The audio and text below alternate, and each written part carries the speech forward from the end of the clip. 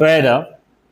माननीय अध्यक्ष महोदय, सर्वप्रथम तो मैं आपका बहुत आभारी हूँ कि आपने मुझे अपने विचार सदन के सामने प्रकट करने का अवसर प्रदान किया है।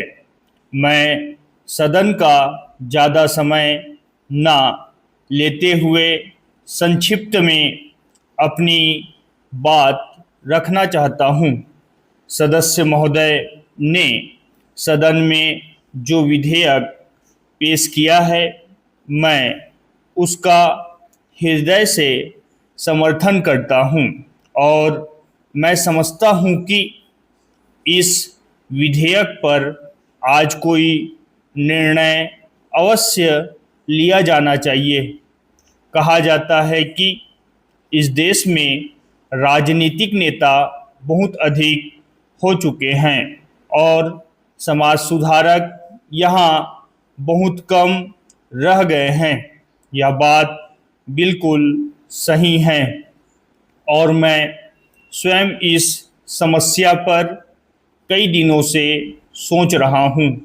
इस देश में जो भी अच्छा आदमी होता है वह धीरे धीरे राजनीतिक क्षेत्र में चला जाता है।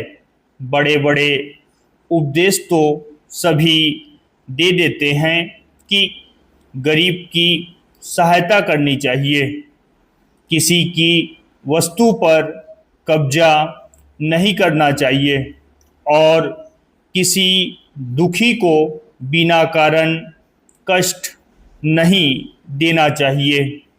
वास्तव में ऐसा कोई करता नहीं है। बड़े बड़े राजनीतिक नेता इन बुराइयों से अलग नहीं हैं। पैरा। माननीय अध्यक्ष महोदय, ऐसी अवस्था में देश का किस तरह से विकास हो सकता है?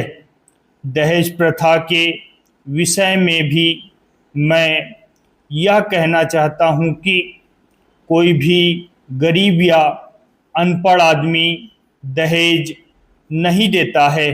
देश में सब बड़े नेता, सब बड़े कार्यकर्ता और सभी बड़े समाज सुधारक दहेज देते हैं।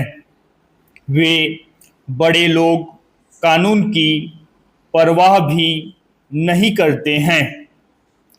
पंजाब में एक कानून बनाया गया है कि पिता की संपत्ति में लड़कियों को भी उतना ही हिस्सा मिलेगा जितना लड़कों को मिलता है। परिणाम यह हुआ है कि वहाँ पर ना तो दहेज देना पड़ता है और ना ही कोई दहेज मांगता है। मैं समझता हूँ कि इस प्रकार का कानून देश के अन्य राज्यों में भी लागू किया जाए तो दहेज प्रथा को समाप्त किया जा सकता है। जब लड़कियों को पिता की संपत्ति का पूरा हिस्सा मिलेगा और पूरी ज़मीन मिलेगी तो उनको दहेज देने की आवश्यकता भी नहीं पड़ेगी। एक बात जो मैंने अभी कही है कि सबसे पहले हमें अपनी आदतों को सुधारना चाहिए। हम सभी इसमें अपना सहयोग दें। अभी तक माननीय सदस्य ने सुझाव दिया है कि दहेज देने की एक सीमा निर्धारित कर देनी चाहिए।